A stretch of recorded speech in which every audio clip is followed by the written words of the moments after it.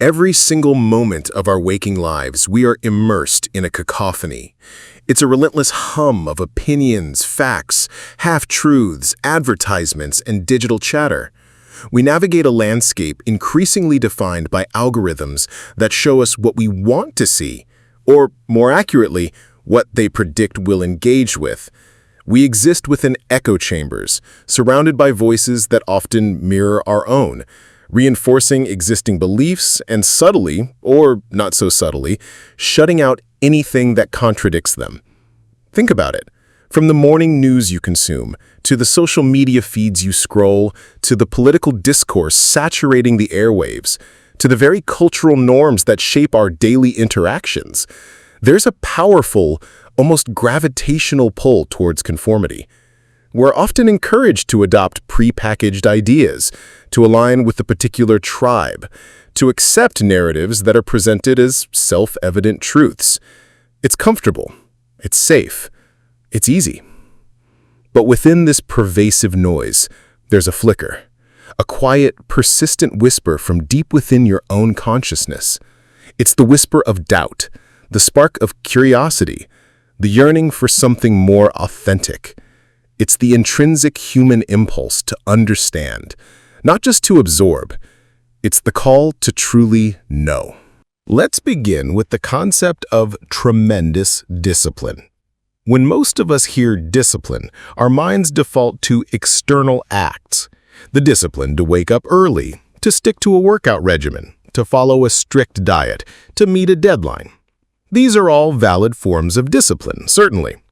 But Dr. West is pointing to something far more intricate, far more intimate, the discipline of the mind. Imagine your mind not as a blank slate, but as a vast, fertile garden. Without constant, diligent care, what happens to a garden? It becomes overgrown. Weeds, invasive species, and uncultivated wildness quickly take over, choking out any intentional planting. These weeds in our mental garden are the unexamined assumptions, the inherited biases, the unquestioned narratives, the knee-jerk reactions, and the pervasive cultural conditioning that we absorb almost unconsciously from birth. The discipline to think for yourself means constantly engaging in this meticulous, often tedious process of weeding out the unexamined. It's an active, ongoing commitment to intellectual rigor. Let's break down what this discipline truly entails. 1. The discipline to question everything, even your own beliefs. This isn't about being cynical or contrarian just for the sake of it. It's about intellectual humility and a relentless pursuit of truth. It means not just questioning the external information that's spoon-fed to you, but turning that same critical lens inward. Why do I believe this? Is this belief truly mine, or is it something I've simply been told, repeated, or inherited from my family, my community, my social media bubble? This discipline demands that you pause, reflect, and dissect your own convictions. It requires the strength to admit that something you've held dear, something that has shaped your identity, might, upon closer inspection, be flawed or incomplete. 2. The discipline to seek out diverse perspectives beyond your echo chamber. Our brains are wired for efficiency, and unfortunately, that often means seeking confirmation of what we already believe. It's comfortable to surround ourselves with people and information that validate our existing worldview. The tremendous discipline lies in actively, intentionally breaking free from that comfort. It means reading widely, not just within your ideological lane, but venturing into books, articles, and essays from different cultures, political spectrums, and philosophical traditions. It means listening actively, engaging with people who hold opposing viewpoints, not with the goal of debating or converting them, but with a genuine desire to understand their rationale, their experiences, their lived realities. This isn't about compromising your values, but about enriching your understanding. It's about building a more nuanced, multifaceted understanding of the world rather than seeing it in simplistic black and white. 3. The discipline of critical analysis, navigating the information tsunami. In our hyper-connected world, we're drowning in information, yet starving for wisdom. The discipline of critical analysis is your life raft. It's the ability to discern fact from opinion, evidence from anecdote, logic from emotional manipulation. It means 1. Understanding logical fallacies, being able to identify rhetorical tricks, red herrings, ad hominem attacks, and other common errors in reasoning that are often used to persuade rather than inform. 2. Evaluating sources, not just accepting headlines at face value, but looking at who produced the information, what their potential biases might be, and what evidence they offer. 3. Recognizing emotional appeals. Understanding when information is designed to trigger your emotions, fear, anger, outrage, rather than appeal to your reason. This discipline empowers you to resist manipulation and make decisions based on clear, rational thought. 4. The discipline to delay gratification in thought, embracing complexity. Modern life trains us for instant gratification, quick answers, immediate likes, rapid conclusions. But truly deep, independent thought often requires the opposite. It demands patience. It demands a willingness to sit with uncertainty, to grapple with ambiguity, and to resist the urge for a quick, comfortable answer. This discipline means 1. Resisting the urge to form an immediate opinion, especially on complex issues. 2. Taking time for research and reflection, even when it feels slow or tedious. 3. Accepting that some questions don't have simple answers, and being comfortable with the unresolved, the nuanced, the both-and rather than the either-or. This is the intellectual muscle building Dr. West refers to. It's rigorous, it's demanding, but it's essential for a mind that is truly free and truly your own. Now, let's turn our attention to the second, equally crucial component: tremendous courage. If discipline is the meticulous work of cultivation, courage is the unwavering resolve to stand firm against the storms, both internal and external, that will inevitably rage when you choose the path of independent thought and self-examination. Why does it take such profound courage? Because both thinking for yourself and examining yourself inherently involve confronting uncomfortable truths and often place you directly at odds with the comfortable majority. The courage to stand alone against the tide of conformity. When you genuinely engage in independent thought, you will inevitably arrive at conclusions that diverge from those of your social circle, your family, your community, or even the dominant societal narratives. It takes immense courage to voice an unpopular opinion, to speak your truth when the collective voice is shouting something different. The fear of ostracism, of being judged, labeled, or even canceled is a primal human fear. To chart your own path, to choose a career, a lifestyle, or a set of values that defy societal expectations, even if it means sacrificing approval or perceived success. To be comfortable with nonconformity, to simply be yourself authentically, even when it means feeling like an outsider. This courage allows you to prioritize your intellectual and moral integrity over social comfort. The courage to admit you were wrong, ego's fiercest battle. Self-examination, a deep dive into your own psyche, will inevitably reveal flaws, biases, blind spots, and past mistakes. This is perhaps one of the most painful yet ultimately liberating acts of courage. It takes incredible bravery to face your own shadow, to acknowledge your prejudices, your insecurities, your less than noble motivations, to admit a long-held belief was flawed, to dismantle an idea that has been central to your identity, even when it feels like dismantling a part of yourself. Our ego clings fiercely to our beliefs. Letting them go requires profound courage and humility. Apologize and make amends. When self-examination reveals you've caused harm or been unjust, it takes courage to take responsibility and seek to repair relationships. This isn't about self-flagellation. It's about honest self-assessment, which is the only true path to genuine growth and maturity. 3. The courage to change your mind, intellectual flexibility in action. In a world that often rewards dogmatism and unwavering conviction, the ability to genuinely change your mind based on new evidence is a mark of profound intellectual courage. It feels vulnerable to say, "I was wrong," or "I've reconsidered." But courage allows for intellectual fluidity. It means saying, based on new information, based on deeper reflection, my understanding has evolved. That's not a sign of weakness. It's a demonstration of intellectual strength and a commitment to truth over stubbornness. It shows you value learning more than being right. 4. The courage to face uncertainty, embracing the unknown.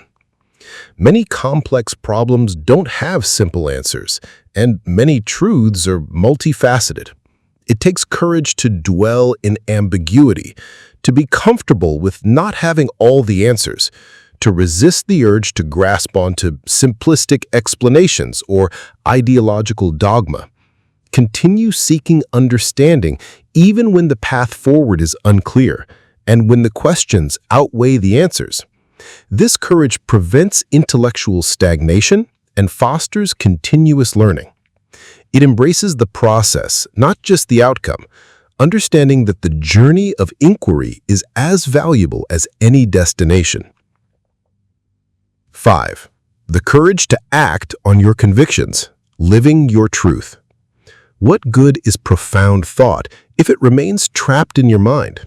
The ultimate expression of independent thought and self-examination is the courage to live authentically, to act in alignment with your deepest convictions, even when it's inconvenient, even when it's costly, even when it involves personal sacrifice. Whether it's choosing a non-traditional career path, advocating for justice, speaking out against injustice, or simply living with integrity in your daily interactions, courageous action is the proof that your mind is truly your own. This courage isn't about the absence of fear. It's about feeling the fear of judgment, the fear of failure, the fear of isolation, and choosing to move forward anyway. It's about valuing your intellectual and moral autonomy above all else. So, we've walked through the tremendous discipline and the tremendous courage. It sounds like a lot of work, doesn't it? Like a constant uphill battle? So why bother? What's the ultimate reward for embarking on this challenging, often uncomfortable journey? The payoff, my friends, is nothing short of personal liberation, profound authenticity, and the capacity to live a life imbued with genuine meaning and purpose. When you commit to thinking for yourself and examining yourself, you unlock a cascade of transformative benefits. Authentic selfhood. You shed the layers of external expectations and inherited identities to uncover who you truly are. Your ideas, your values, your decisions, they cease to be echoes of others and become undeniably yours. This is where true confidence blooms, not from external validation, but from internal congruence. You stop performing a role and start living your own unique story. Unleashed creativity and innovation. Breakthroughs, both personal and societal, rarely emerge from minds that simply follow the well-trodden paths. They spring from those who dare to question the status quo, to challenge assumptions, to see old problems through fresh eyes. When you liberate your mind from conventional thinking, you create fertile ground for novel ideas, ingenious solutions, and revolutionary perspectives. You become a wellspring of original thought. Unshakable resilience. A mind cultivated through critical thought and self-awareness is inherently more robust. When the winds of popular opinion shift, when societal pressures mount, when external challenges arise, you won't be easily swayed. Your foundation is built upon your own examined understanding, not on fleeting trends or the shifting sands of groupthink. You become less susceptible to manipulation, more capable of navigating complexity, and more robust in the face of adversity. 4. Deeper, more meaningful connections. While the path of independent thought might seem solitary at times, it paradoxically leads to richer, more profound relationships. You're no longer just agreeing for the sake of harmony, you're engaging with integrity. You can have honest, courageous conversations, truly listen to differing viewpoints, and connect with others on a level that transcends superficial agreement. You attract people who are drawn to your genuine self, not just your agreeable facade. 5. A life of purpose and impact. When you dedicate yourself to self-examination, you begin to uncover your true passions, your core values, and your unique calling in the world. You move beyond living a life dictated by others' expectations and begin consciously building a life that resonates with your deepest desires and aspirations.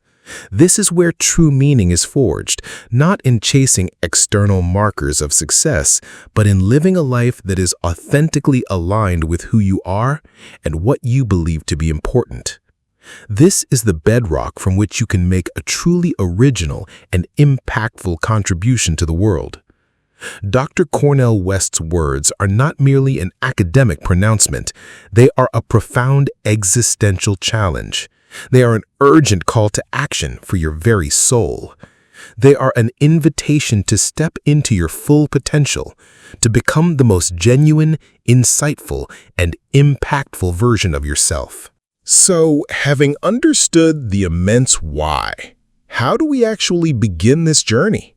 How do we cultivate this tremendous discipline and tremendous courage in the everyday fabric of our lives? It's crucial to understand that this isn't a destination you arrive at, it's a continuous, lifelong practice. It's a way of being. Here are a few practical, actionable steps you can integrate into your daily life, starting today. First, practice mindful observation and pausing. Before reacting to a news headline, before jumping into an argument on social media, before forming a strong opinion about a person or situation, simply pause.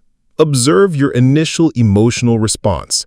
Ask yourself, what is this information? Where did it come from? What assumptions am I bringing to it? What is my gut reaction telling me, and why? Don't judge, just observe.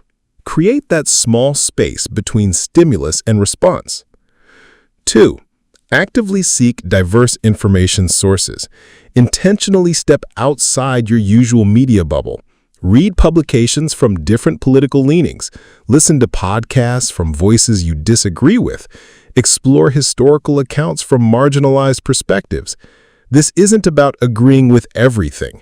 It's about exposing yourself to the full spectrum of human thought and experience, expanding your mental models and strengthening your critical filtering mechanisms. 3. Engage in Socratic questioning with yourself and others. Channel your inner philosopher.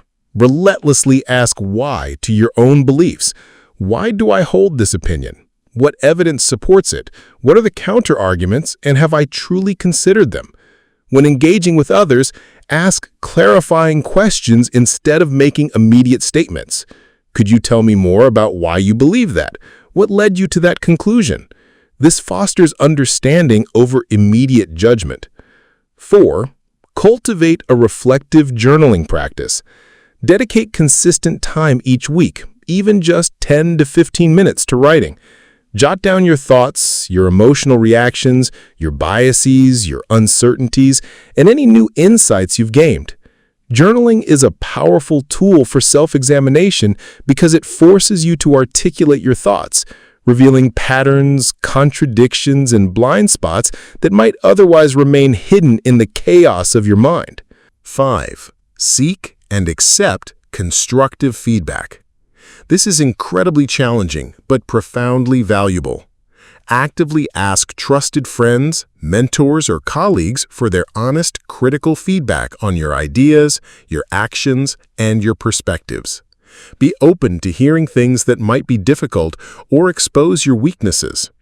This courage to invite and integrate external perspectives is crucial for growth and helps you see yourself more clearly.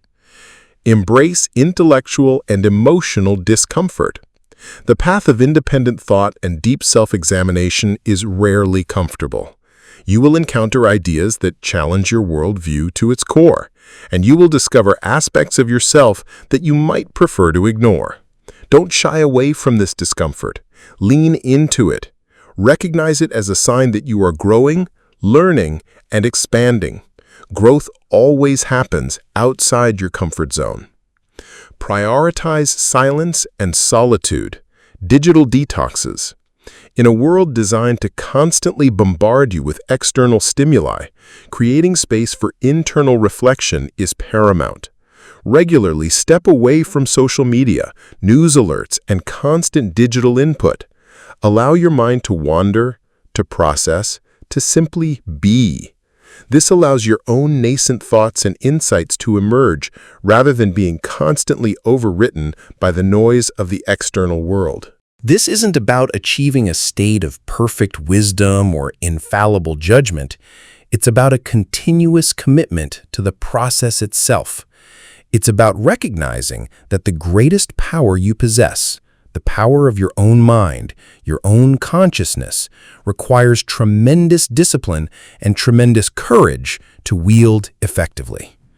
Dr. Cornel West's simple yet profound words offer us a compass.